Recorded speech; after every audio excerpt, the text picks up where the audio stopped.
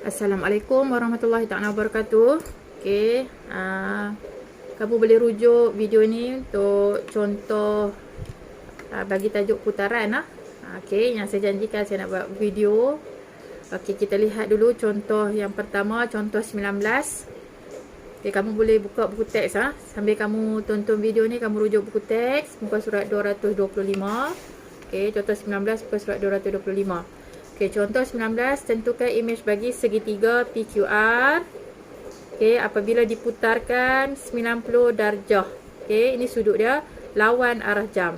So, ini sudut 90 darjah. Jadi, bila sudut 90 darjah, huruf apa iaitu? Huruf L kan? Okey, dan arah dia adalah lawan arah jam. Okey, so kamu kena bayangkan lawan arah jam, jari kamu kena bergerak. Okey, pada titik M. So, titik M ini ialah pusat lah.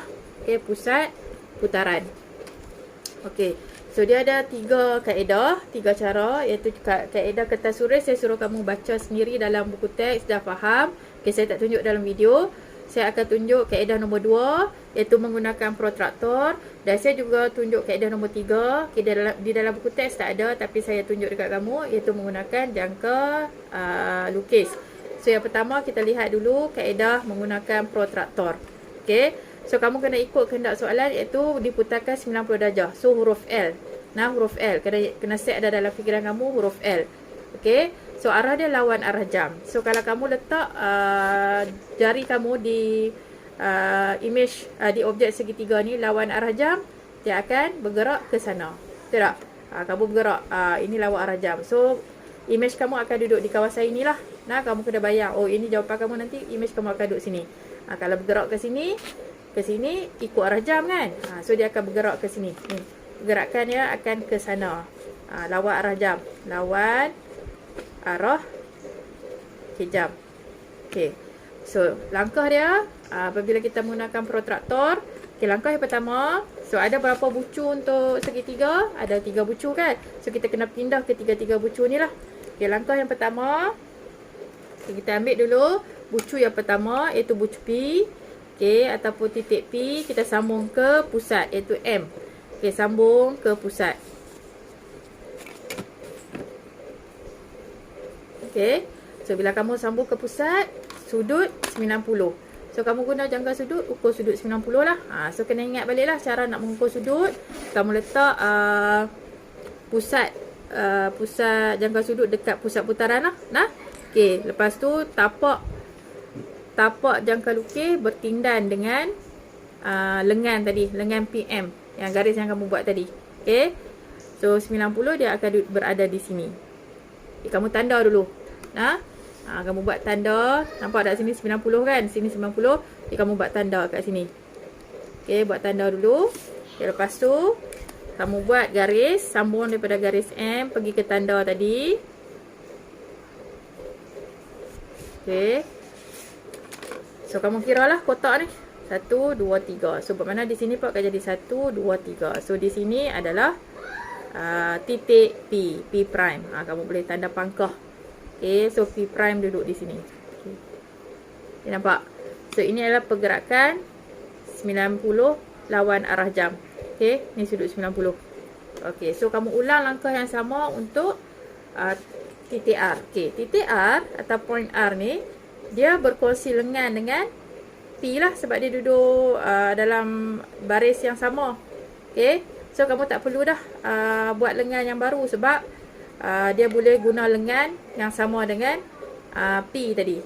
Kamu cuma kira jarak saja. So, kamu kira 1, 2, jarak tu kotak ni lah dah. Okey, 1, 2, 3, 4, 5, 6. So, dia akan pergi ke kanan pun 6. 1, 2, 3, 4, 5. Okey, ni 1, 2, 3, 4, 5, 6. So, bermakna dia akan berada di sini. Okey.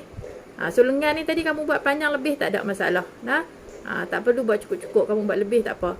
So, ini adalah R prime. Setiap kali kamu dah pindah titik, kamu terus label. Nah, P jadi P prime, R jadi R prime, Q jadi Q prime. Tak perlu tunggu semua baru kamu nak label. Okey. So, untuk titik Q, titik Q, langkah yang pertama tadi, titik Q, kamu sambung daripada Q pergi ke pusat. Okey, buat lengan dulu nah. Okey, sambung pergi ke pusat.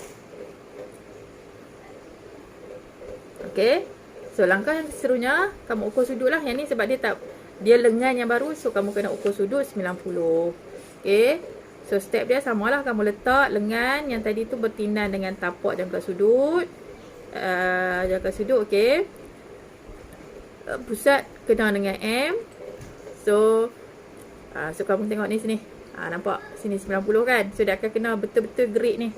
Kamu buat tanda dulu. Dia akan betul-betul kena gerik. Kalau lari sikit bermakna kamu adjust lah bagi kena gerik. Sebab ini ada gerik. So ukuran kamu akan menggunakan gerik dalam soalan lah. Okey, so buat tanda situ 90. Okey, so angkat jangka sudut. Letak betul-betul dekat pusat dan sambung naik atas. Lebih tak apa Okey, jangan cukup-cukup. Okey. So dekat sini. Kamu tak boleh lah nak kira kotak macam tadi kan. Sebab dia lengan dia menyerong kan. Betul tak? Lengan dia menyerong. Jadi macam mana kamu nak tahu di mana kedudukan okay, kalau kamu, saya check balik lah. Okay, nampak macam kurang tepat.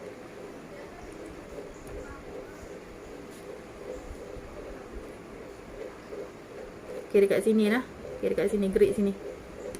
Okay, buka di atas. So kamu kena guna pensel sebab tu nanti kalau ada kesilapan kamu senang nak padam. Okay, so yang tadi tu, lengan yang tadi tu tak betul So kamu padam. Kamu buat lengan yang baru. Okay, sekejap saya cari pemadam mana tau. Okay, pemadam.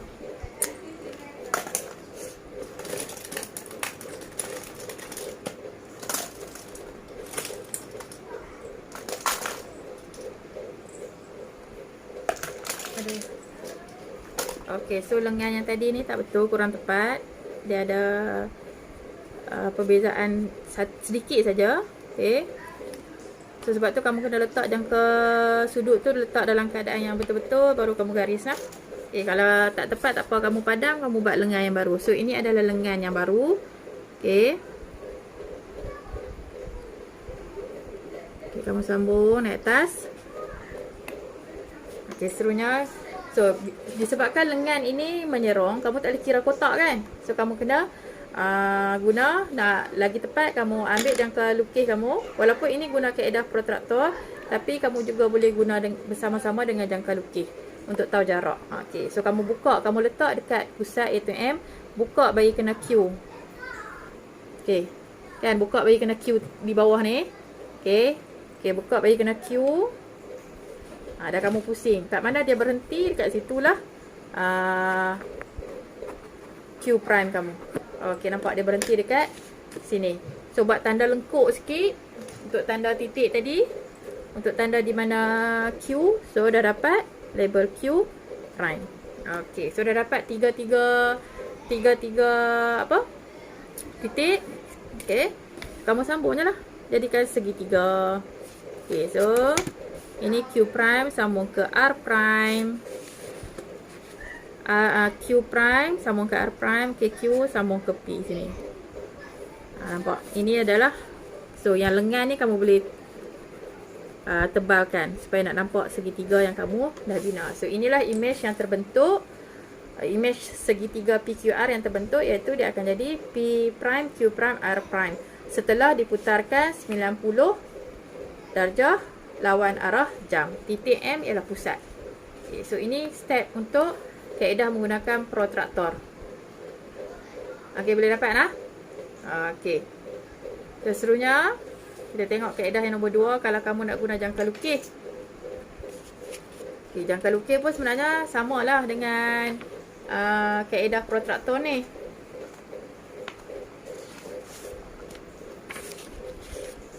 Okay, contoh yang sama. Okay, menggunakan jangka lukis. So step dia sama saja. Kamu sambung dulu P ke pusat. Okay, lepas tu panjangkan.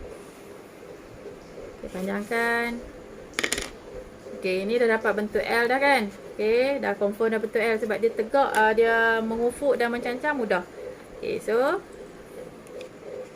ini jangka kaedah jangka lukis ni, jika soalan ni tak ada grid. Tak ada grid, jadi kamu tak boleh kira kotak kan.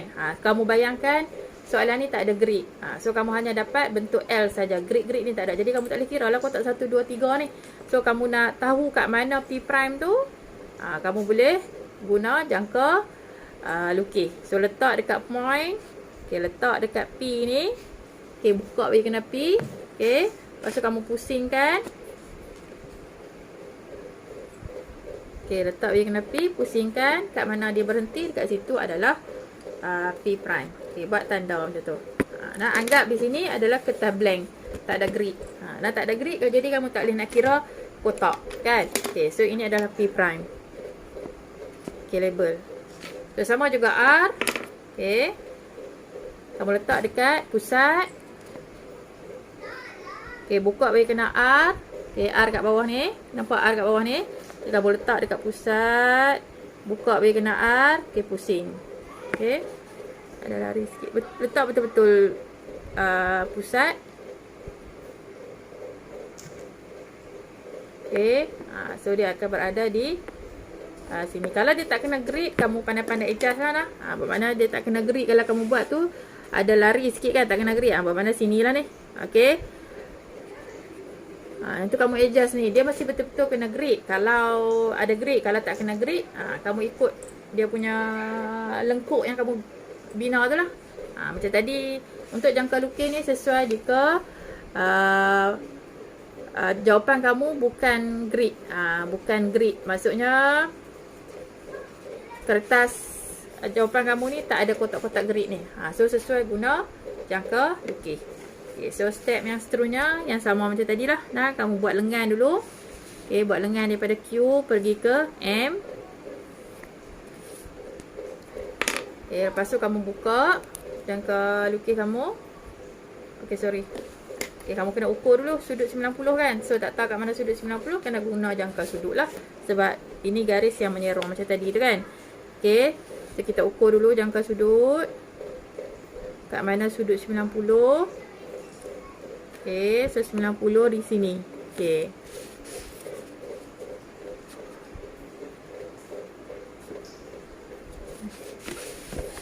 Sekejap, saya ukur balik. Okay, pastikan kamu letak betul-betul pusat dan betul-betul lengan kena. Okay.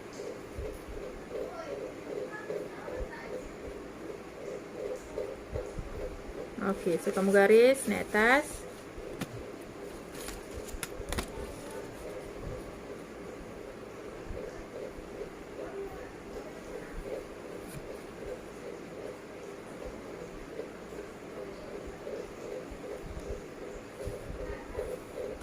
Okey.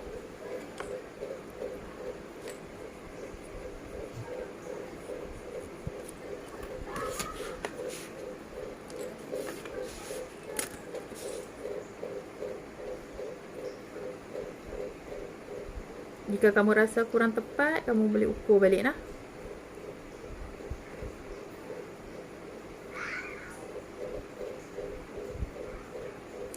Okey, sudah dapat.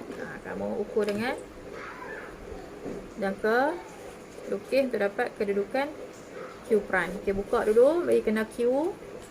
Okey, Q kat bawah ni. Okey, buka. Okey, so di sini adalah Q prime. Okey, so soalan dia boleh dalam bentuk grid, maksudnya macam ni, ataupun tak ada grid. Okey, so bila tak ada grid, kamu kena guna jangka lukis lah, lebih tepat. Memang tepat lah kalau guna jangka lukis. Okey, next kamu sambung jadikan segi 3. Okey, so ini adalah image segitiga P prime, Q prime, R prime. Okay, so contoh 19 dah habis. Okay, so dua kaedah. So dua kaedah tu grid. Kertas surai kamu rujuk buku teks. Okay. Kaedah yang kedua tadi guna protraktor. Itu kamu ukur sudut. Okay, yang ketiga kamu guna jangka lukis. So untuk kaedah protraktor dan guna jangka lukis, kamu boleh gabungkan. Sekiranya garis itu tidak mengufuk atau tidak mencancang, maksudnya dia menyerong, so kamu kena guna jangka lukis dan juga jangka sudut lah. Tapi kalau garis tu mengufuk dan mencancang, senang saja kamu kamu boleh tahu jarak daripada pusat ke image tu mesti sama kan. So kamu kira kotak sajalah. Kira bilangan grid. Okey, untuk soalan contoh 20. Okey, buku tab muka surat 227. Okey, contoh 20 nah. 227. Okey, tentukan objek bagi titik Q prime. Okey, yang dia bagi adalah image ni Q prime. So kamu nak tentukan objek bagi titik Q prime. Bermakna kita nak tentukan kat mana Q lah. Dia bagi image, kamu nak cari objek iaitu Q. Apabila diputarkan 180 darjah.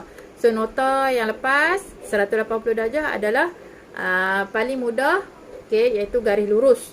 Okey, garis lurus 180 darjah ialah garis lurus dan dia putar dia ikut arah jam ke lawan arah jam. Jawapan duduk dekat tempat yang sama. Okey. So kita lihat contoh 20. Okey, di sini M bermakna M ni ialah pusat lah ikut arah jam. Okey. So, ini adalah Q prime. So, kita nak tahu dekat mana Q. Okay, step dia 90 paling mudah nah.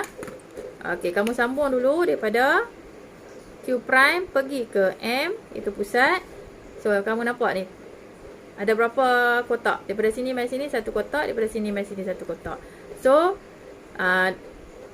Q kamu akan berada daripada pusat tu 2 kotak juga. So, dia akan sambung ke bawah ni. Lebih tak apa nah. So kamu buat dot. Ini adalah Q. So kedudukan Q kat sini lah. So dia sama aja. Kamu cuba kamu bayang. Yang ni ikut arah jam. So kalau ikut arah jam, diputar macam ni lah. Betul tak? Ni ikut arah jam kan. Pusing ikut arah jam. Lawan arah jam, dia akan berputar daripada sini mai sini. Sorry. Q di sana. Q prime kat sini. So kita putar daripada sini mai sini kan. Lawan arah jam kan. Ni lawan arah jam, ni ikut arah jam. So sama aja, dia tetap akan duduk kat sini juga. So ini special. Untuk sudut 180 dia special. Okey. So kita lihat pula contoh 21. Okey, contoh 21 buku tab muka surat 227. A prime, B prime, C prime. Okey, ni ialah image. Okey, yang ni adalah image bagi A, B, C. So, ini adalah objek.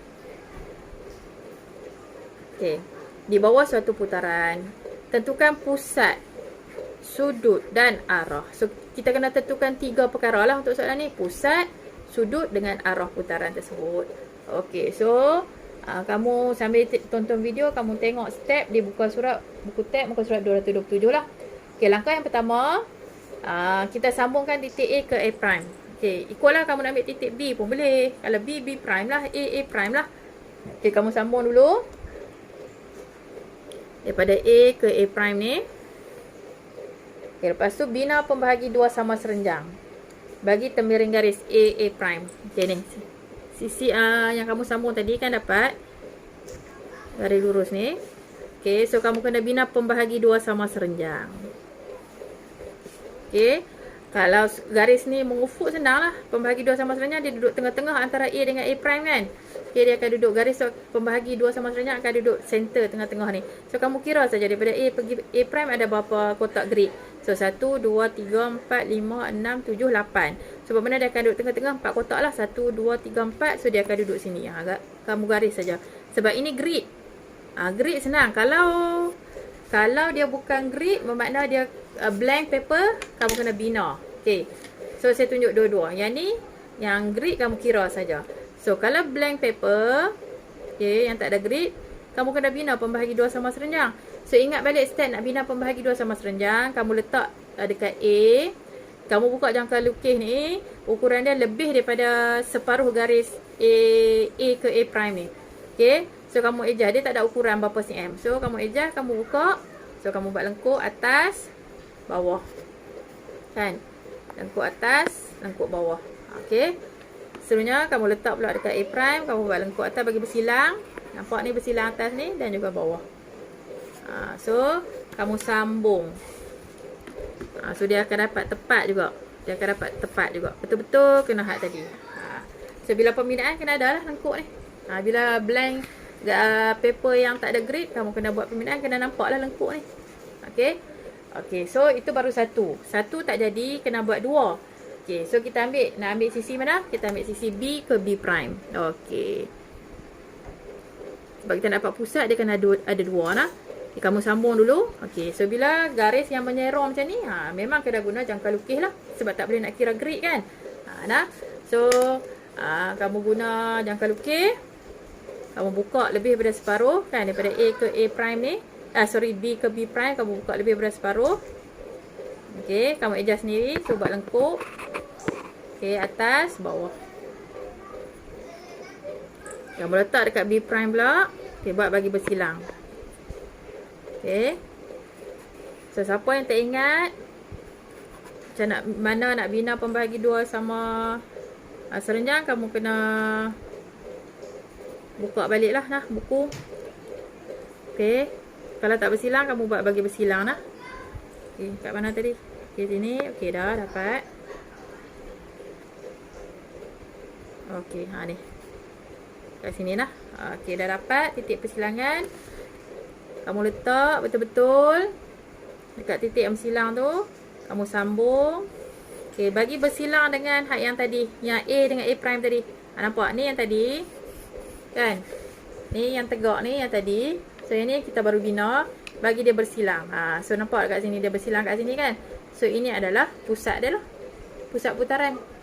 Ada dua pembahagi dua sama serenjang. Kat mana bersilang, itulah pusat. So, pusat, dia ada bagi tahu dah nak bubuh nombor huruf apa. Tak ada kan? So, kamu bubuh O lah, senang. So, ini dah dapat. Pusat dah dapat. Dapat markah dah untuk pusat. Okay, seterusnya kita nak lihat sudut. Okay, sudut putaran dia macam mana nak tahu sudut putaran. Okay, senang saja nak tahu sudut putaran.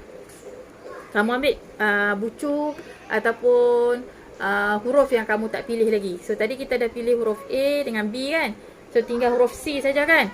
So, kamu sambung. Kamu ambil pembaris. Kamu sambung daripada C pergi pusat yang kamu buat tadi. Sambung. Okay, nampak kamu sambung. Okay, lepas tu kamu sambung pergi ke C prime. Okay. So, bila kamu sambung dapat huruf apa ni? Huruf L, betul tak? Ni. Sini. Huruf L lah. So, L tahu dah 90 darjah. Okay, so dapat dah untuk sudut. Pusat pun dah dapat. Okay, markah. Sudut pun dah dapat. Ni nampak huruf L kan? Sambung mari sini. Huruf L lah. Tak kira lah L tu pusing ke mana. So, 90 darjah. Arah. Okay. Arah memang tak ada cara lain. Kamu kena letak dekat objek. Objek atau image. So, sekarang kita letak di objek C. Okay. Mana dia pusing mari sini? Daripada sini mari sini. Maksudnya daripada C nak pergi ke C prime. Pusing mari sini. So, ini arah apa ni? Jari kamu ni pusing. Pusing. Okay. So, kalau kita nak buat anak panah dalam ni. Dia main ke sini. Dia main ke sini. So, pergerakan dia apa? Ikut arah jam lah. So, dapatlah 3 benda semua dah ada dah. So, jawapan kamu ialah putaran pada, okay, kamu tulis kat bawah ni. Putaran pada O 90 darjah ikut arah jam. Lengkap lah jawapan kamu. Dalam rajah ada, penerangan pun ada.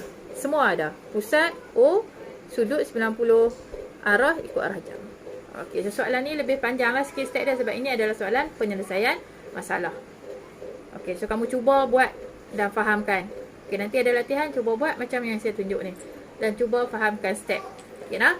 Tak faham, kamu ulang berkali-kali lah video saya ni. Okey, video ni memang nampak tak berapa nak elok lagi. Saya tak berapa mahir nak adjust bagi elok. Tapi saya rasa dah mampu dah untuk bantu kamu untuk faham.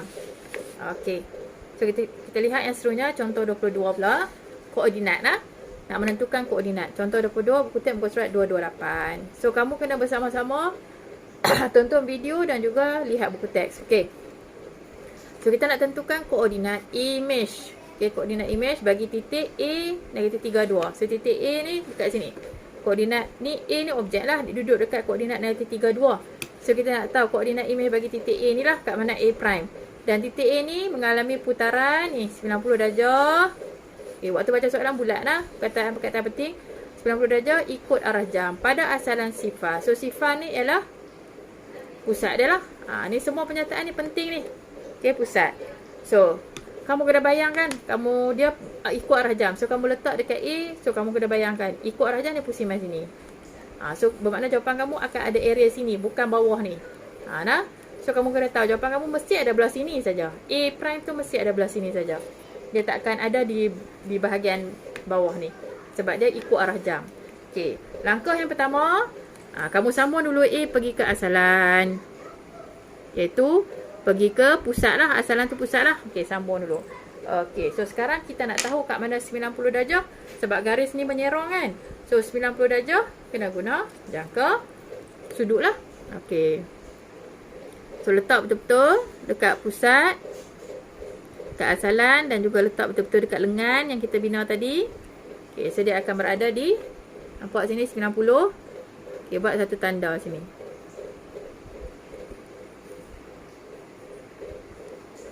Dia akan, kalau soalan ni grid, akan betul-betul kena grid lah. Okey.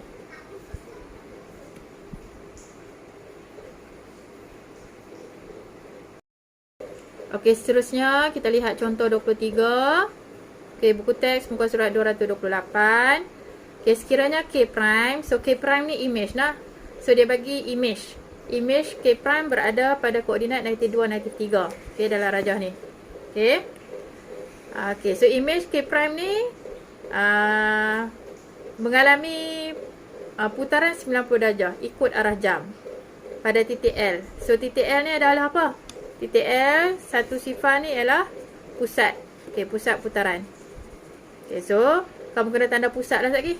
Okey, dalam rajah ni.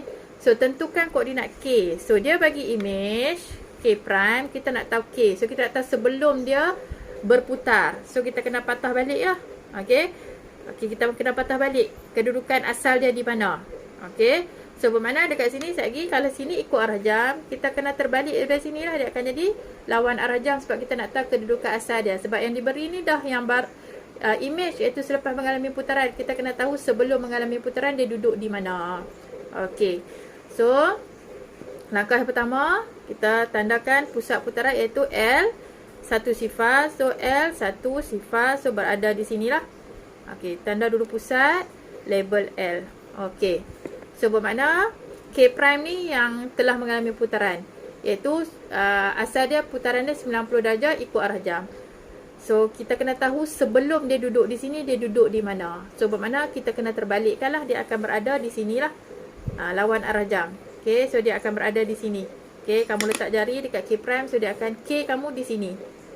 Nah, K kamu di sini mengalami putaran 90 darjah arah jam. 90 darjah arah jam, baru dia duduk kat sini. Okey, so kita kena tahu kedudukan asal. Okey, so step dia senang saja. Setiap kali soalan macam ni memang kamu kena sambung pergi ke pusat dululah. Okey, buat lengan dulu, sambung ke pusat. Okey. So seterusnya pergerakannya K prime dia akan patah balik lah, duduk di sini. Okey, lawan arah jam sebab kita nak tahu K, bukan K prime. So sama saja step, kita ukur 90 darjah. Okey, letak betul-betul kena lengan, letak betul-betul kena pusat. Okey.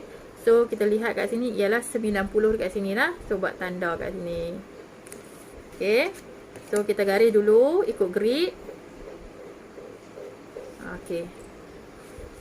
So bermakna kedudukan dia, nak tahu kedudukan sebab ini ada garis yang menyerong, bukan mengufuk atau mencancang. So kita guna jangka sudut lah, jangka lukis lah. Kita buka bagi kena. Daripada pusat kita buka bagi kena K prime. Okey. Pusat kan, buka bagi kena K prime, nak tahu jarak dia. Okey. Lepas tu kamu pusing kat mana dia berhenti, kat situlah K kamu. Okey. Nampak? Okey. So dia bergerak, dia di sini mengalami 90 darjah arah jam, dia bergerak mai sini. So kita nak tahu yang ni yang dah bergerak, yang dah berputar, kita nak tahu asal dia, kita kena patah balik ya. Sebab tu K kamu akan berada di sini. So ini adalah K, ini adalah kedudukan dia. So apa koordinat dia? Okay, kamu baca koordinat dia kat sini kan. So K, okay, jawapan bawah kamu tulis di ruang jawapan K 4 negatif 3. So ini jawapan untuk koordinat K. Okey, itu cara dia kamu nak menentukan koordinat objek. So kalau koordinat diberi koordinat image, nak tahu koordinat objek, kamu kena patah balik. So bermakna lawan. Kalau dia bagi ikut arah jam, kamu kena buat lawan arah jam. Jika dia bagi lawan arah jam, kamu kena buat ikut arah jam. So yang ni nak tentukan koordinat objek kan. Koordinat objek, kamu kena apa? Patah balik. Saya tulis kat sini, patah balik. Patah balik tu kamu kena faham lah maksudnya. Lawan daripada yang dia bagi dalam soalan. Kalau ikut arah jam, lawannya lawan arah jam. Jika dia bagi kat sini lawan arah jam, patah balik, ikut arah jam. Ikut situasi. Tapi kalau dia bagi contoh macam contoh 23 tadi, contoh 22 tadi, kamu ikut je lah kena soalan sebab dia bagi koordinat objek, kamu nak tahu koordinat image. Okay, boleh ha? Okay, tu. So, contoh 23. Okay. So, yang seterusnya, saya tambah juga sini sebab ruangan tip ni pun penting juga nah. Kalau kamu lihat buku teks, ruangan tip tu ada di buku teks muka surat 227. Okay. So, dekat sini dia kata, jika B, titik B ni, jika B ialah pusat putaran. Okay, B ni merupakan pusat putaran untuk segitiga ABC ni lah. So, jika B tu adalah pusat putaran, maka B tu dia tetap, B kat sini, B prime pun kat sini. So, dia tak berubah. Yang akan berubah A dengan C sahaja.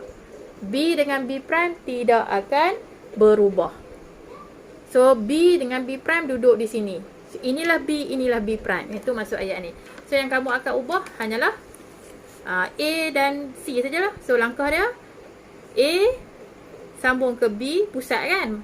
Okay, walaupun ada sisi. Lepas tu kita panjangkan ke bawah. Sebab kita nak tahu kat mana A prime. Okay, so nak tahu kat mana A prime, ambil jangka lukis. Okay, buka bagi kena pusat iaitu B tadi.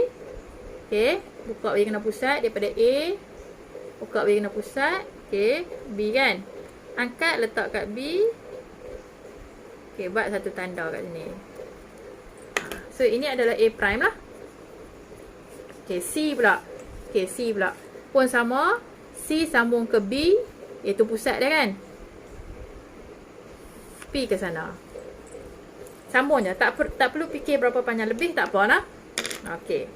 So, kat mana C prime? Okay, letak C. Pergi ke pusat iaitu B.